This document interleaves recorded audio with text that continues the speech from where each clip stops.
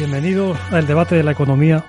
Hoy terminamos nuestra temporada de este podcast y vamos a hacerlo analizando la situación actual de la economía española. Para este análisis contamos hoy con Daniel Lacalle, economista jefe de Tresis. Bienvenido, Daniel. Muchas gracias, ¿cómo estáis? Y a Juan Ramón Rayo, economista, profesor, conferenciante ampliamente conocido. Bienvenido, Juan. ¿Qué tal, Jordi? ¿Cómo estamos?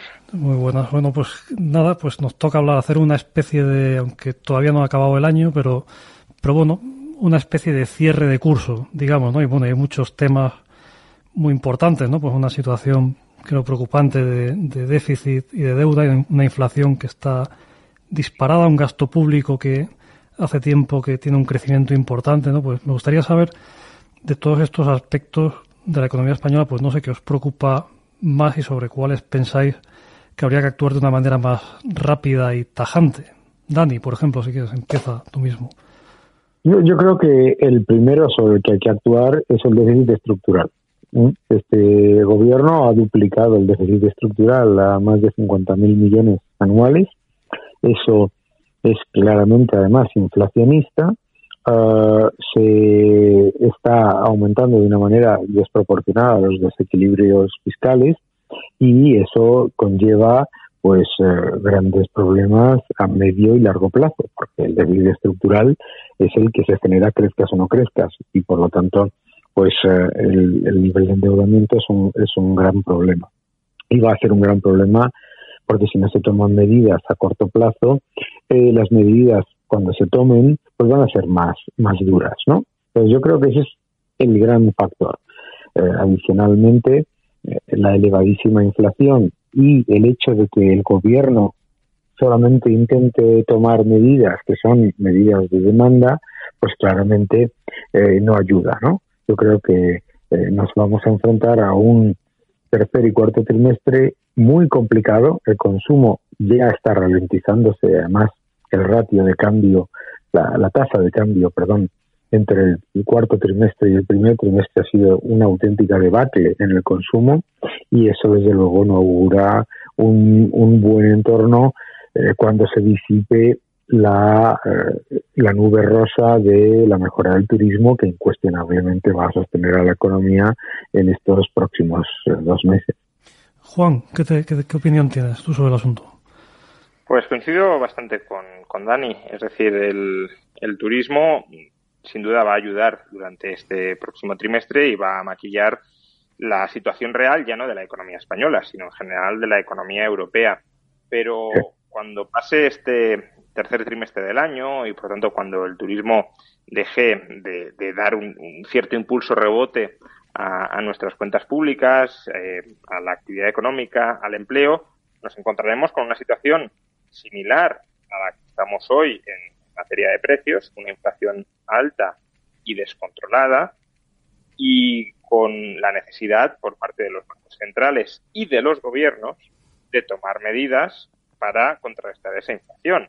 Los bancos centrales ya han empezado a tomarlas, Estados Unidos con mucha más decisión que en Europa, que en la eurozona. Sin embargo, en la eurozona probablemente se aceleren las decisiones de subir tipos de interés. Hace unos días, en el foro de banqueros centrales organizado por el BCE, Christine Lagarde dijo que en los próximos meses iremos viendo cómo se aclaran ciertas incertidumbres y que en ese momento será cuando habrá que dar el salto desde una política monetaria muy gradual, pasito a pasito, poquito a poco, a una política monetaria más asertiva. Es decir, de los tipos suban probablemente más rápido. Y también dijo otra cosa, y es que la política monetaria para luchar contra la inflación tendrá que ir de la mano de la política fiscal. Tienen que cooperar codo con codo. Y eso significa reducir déficit público y reducir deuda pública. Por consiguiente, hacia finales de año o principios del año siguiente, iremos más bien hacia una política fiscal de tono más bien, pues eso nos lo exigirán desde Europa, ya veremos si este gobierno es capaz de llevarlo a cabo, pero nos exigirán una política fiscal más bien contractiva y eso sumado a la política monetaria contractiva y al enrarecido clima económico global, pues no auguran buenos tiempos, ya no para España, en general para cualquier economía, pero España es una economía especialmente endeudada, muy, por tanto, expuesta a cualquier cambio en las condiciones financieras que se vienen por la necesidad de contraer la política monetaria y fiscal.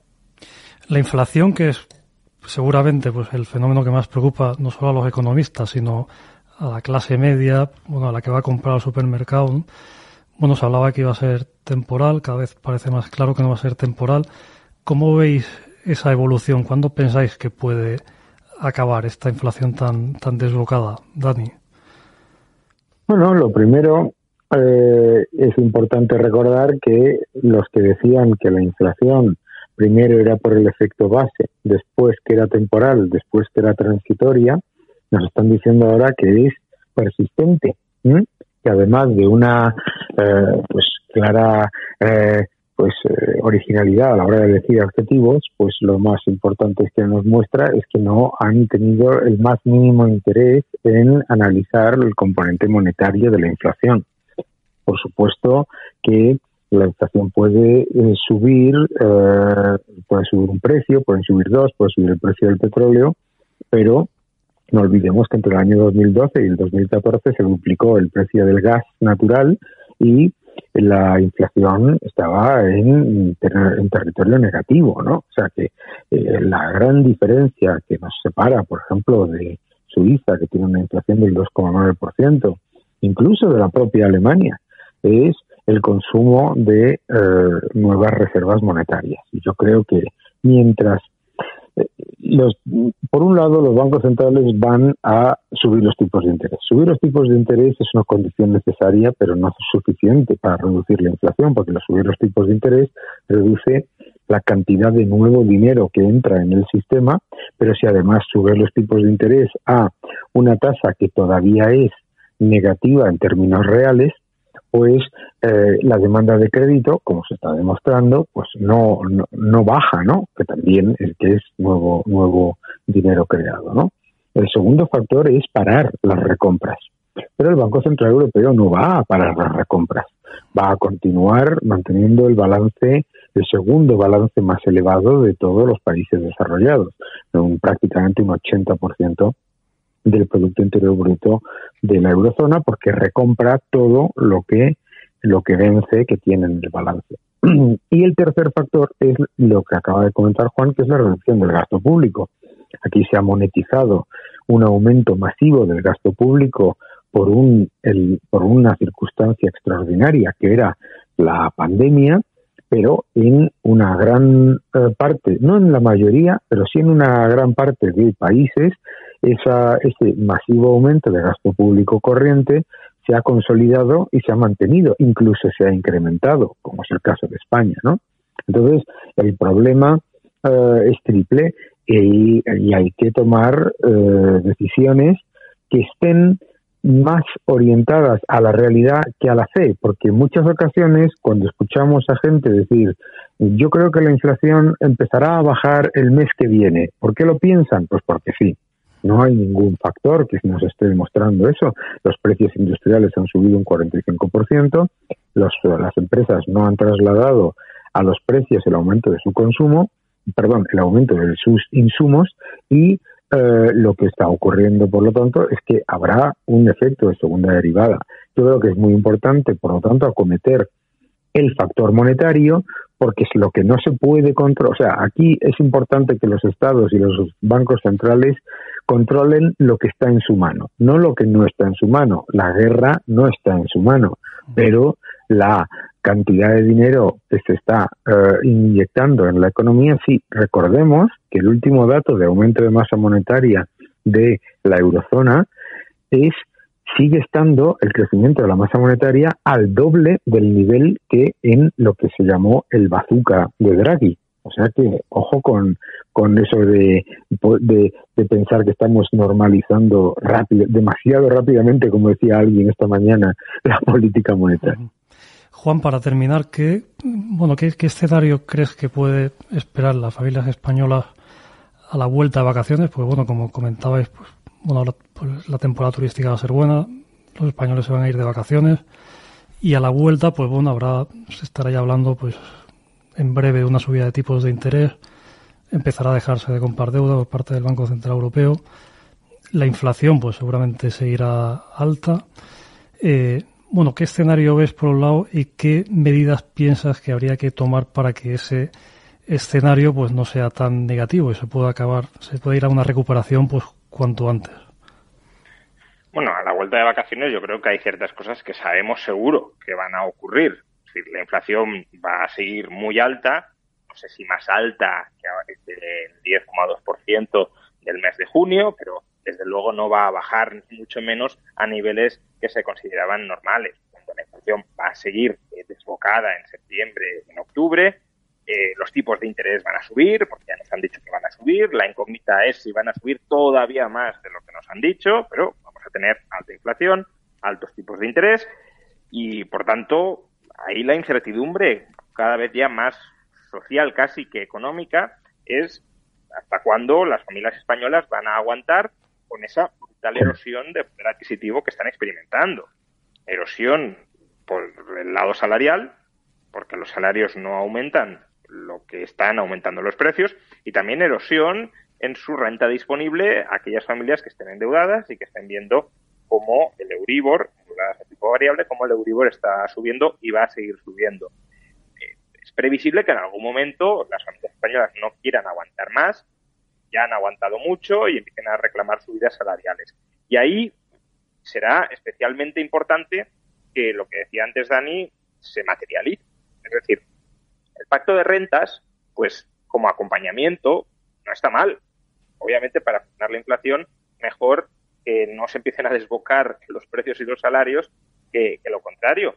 Pero al final los gobiernos no pueden controlar si una empresa sube o deja de subir precios, si un trabajador renegocia al alza o a la baja, es difícil, ¿no? Pero renegocia al alza los salarios, eso no lo pueden controlar. Y claro, si tú sigues inyectando o sigues facilitando que se inyecte una enorme cantidad de gasto nominal a la economía y estás empezando a tener efectos de segunda o de tercera ronda, eso se te va a desbocar más. O sea, ahí tienes que cerrar el grifo para que aquellos que se suban, comillas, a la parra, estableciendo precios muy altos o salarios nominales muy altos, pues se queden sin vender. Porque si no hay dinero para todos, que lo estamos empezando a reducir, pues por mucho que yo quiera que por este bien se pague X cantidad de dinero, si la gente no tiene ese dinero para pagarlo, no lo podrá pagar. Pero claro, si mantenemos ese flujo de gasto nominal entrando en la economía y se empiezan a notar estos efectos de segunda o de tercera ronda, es como decía, esto se nos va a desbocar todavía más de lo que ya lo está. Entonces, ¿qué medidas hay que tomar? Pues estamos jugando cada vez más con fuego si no tomamos medidas con decisión, y las medidas es lo que ya están haciendo los bancos centrales, probablemente a un ritmo todavía mayor, que es restringir la oferta monetaria, subir tipos de interés, poner fin al programa de compras y de recompras de deuda, y desde el lado de los gobiernos empezar a ajustar de verdad el déficit público con una política fiscal contractiva que, en lugar de seguir añadiendo poder adquisitivo vía deuda dentro de la economía, lo empieza a frenar. Muy bien, pues muchas gracias a los dos. Hemos llegado al final de este programa, el debate de la economía. Muchas gracias a Daniel Lacalle, a Juan Ramón Rayo y a ustedes por seguirnos, y les esperamos en una próxima edición del debate de la economía.